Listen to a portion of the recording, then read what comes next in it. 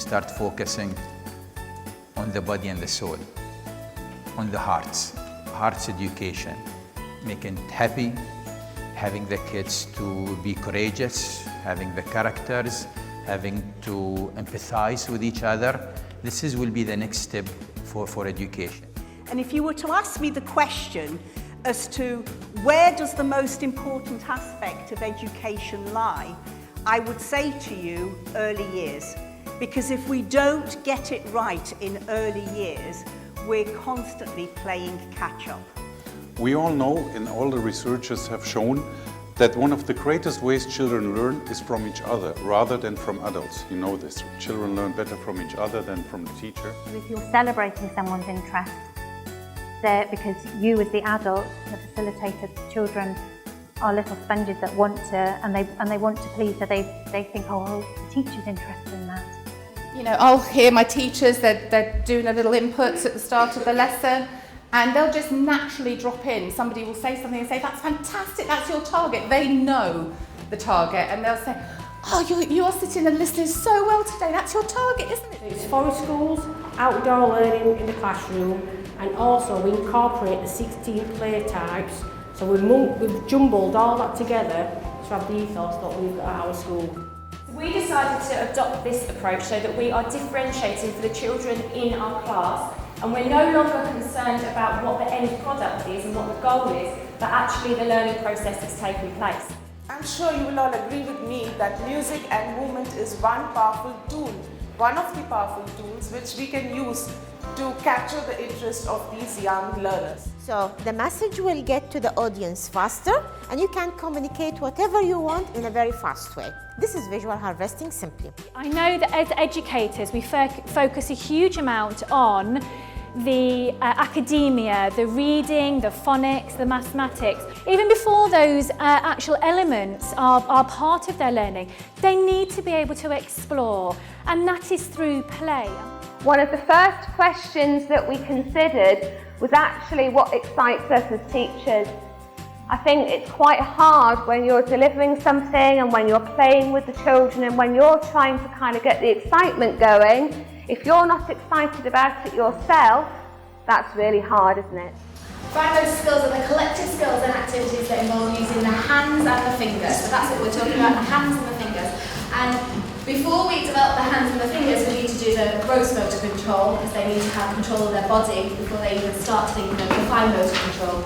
The idea of today is just to introduce you to how you can utilise new forms of technology to make everyday work elements a little bit quicker, a little bit easier, and bring together the planning, observation, assessment cycle that we're doing constantly. Those of you that have children of your own will know that a child picks a book and they stay with that book a really long time. And as parents, we say, you know, can you not choose another book? You know, I'm a bit bored of that one. But actually, it's a really good part of a child's development. Most people do not listen with the intent to understand. They listen with the intent to reply.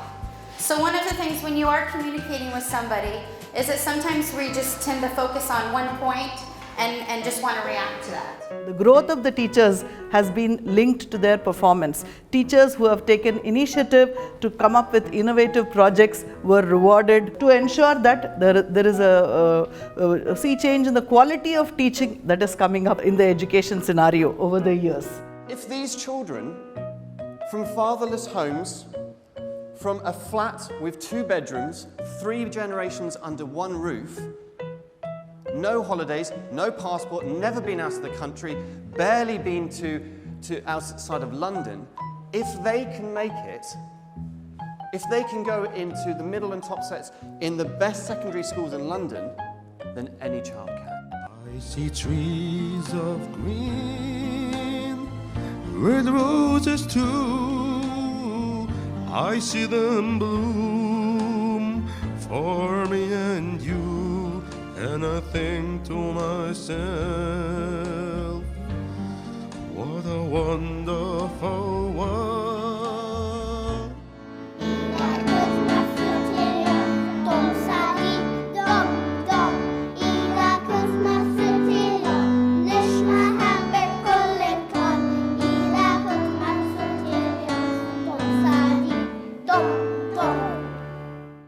Education is not just about schools, it's not just about teachers, it's everyone involved in education.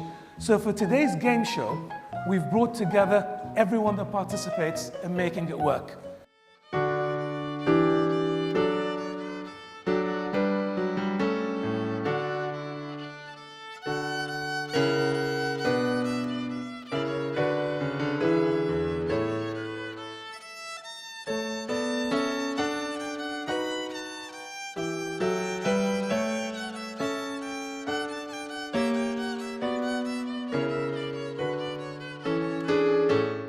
Most of the speakers today talked about education and shown the video and talked the stories. What I did not realize is the following. Is actually early learning and early years is very easy for kids. I think they're ready for it. They were born to be ready for it. It's not brainer for them. You've seen them, right? Performing, you've seen them. But we are not ready for it. From what I have seen from the practices and every talked about is all our education system is geared up toward the end, to our attainment, to our scores, to our what happened. Actually, we are entering a territories, I think, for all of us. I'm not speaking about KHDA or educator or principal. It's an area that it's really, to most of us, to be fair, is uncharted territories. So basically, the themes in this workshop are related to Maslow's hierarchy of needs. Child health would fall under the basic needs. Child safeguarding would fall under safety needs, and well-being under social esteem needs and self-actualization.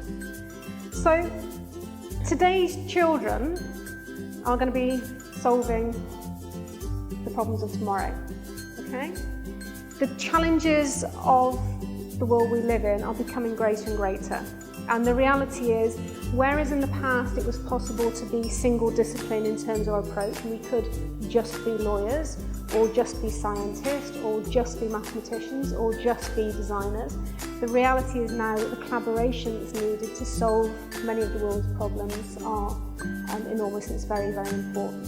When we looked at our results, at the beginning of the year we had 65% of students who were EAL.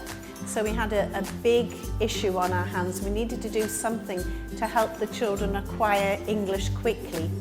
So we did a variety of things, but one of the things I wanted to tell you about, we did how we used singing to help the children develop English and Arabic.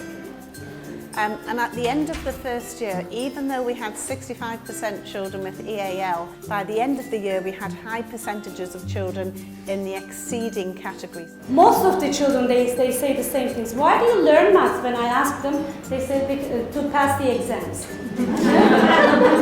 Is that correct? Yeah, they do it. But actually I would like to change your mind. I'm so glad that I could meet with you guys.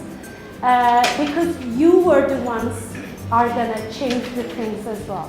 For me, whenever I think of children, I equate them to being innocent, being someone who requires an environment in which they are able to do what they wish to do. And so the next question is, what are children's needs?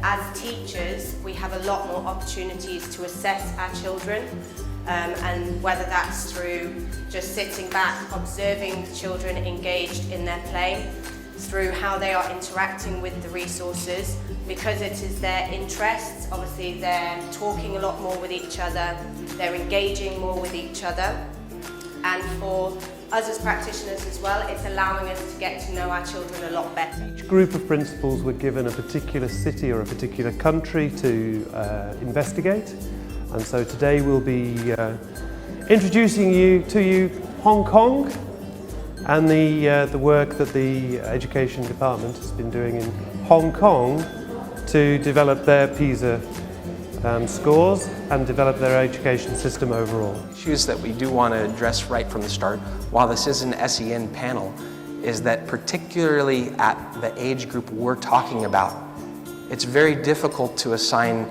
attention specifically as an SEN topic.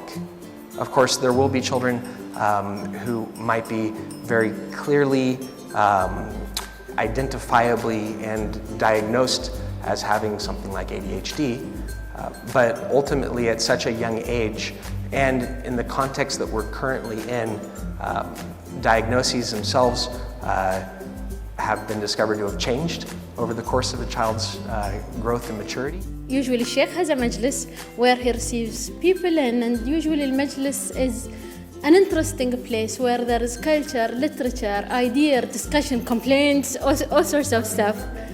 Problems, yes, also it's a combination of things, but it's also a source of innovation, ideas, debating those ideas collectively. The whole community comes. And because our Sheikh is so innovative and he wants to open his majlis 24/7, but physically it's not possible, digitally it's definitely possible. To me, it's better to teach you. From this point right now, I'm going to tell you how I'm going on with my class, what I am doing from the beginning till the last, and then we will do official class. You'll be my children today, I will be your teacher, I will show you what I'm doing with my class, and then the last I need to hear your opinion. You think as a child, if you are a child, did you learn what I give today, or you will find it still a little hard? What we are looking at is differentiation. How can we ensure there is progress and support for all ability learners? That's what the focus is. And we are going a step deeper in it to ensure how early identification of any learning needs or learning styles can support in making sure all children make better than expected progress.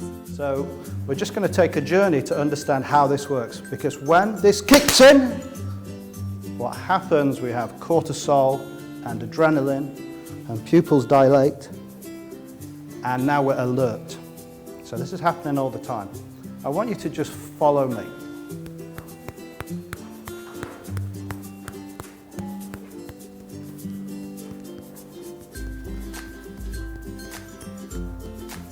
And I want you to notice if your jaw is relaxed. So the first thing is the unique chart. So we get that. After that, we have a series of assessments throughout the year at different stages. These assessments lead us to develop different strategies, different ways to plan, and how we can take each child and how we can help each child to develop as an independent learner on his or her own self, and develop into a person who can be active in learning and be responsible as well. Children's City is a science center for the age group 3 to 15 years old. We are running our facility under galleries. We have 8 running galleries. We have a planetarium show. We are bringing international traveling exhibits. The city also is having facilities like theater, workshop, multi-purpose area for renting and for our own use. We've heard a lot today about things that are happening in education. We've heard a lot about the play-based approach to learning. And then other people are talking about direct instruction and explicit instruction and making sure that students have really sound foundational skills. Now, I agree with all of those things. How do you get it just right?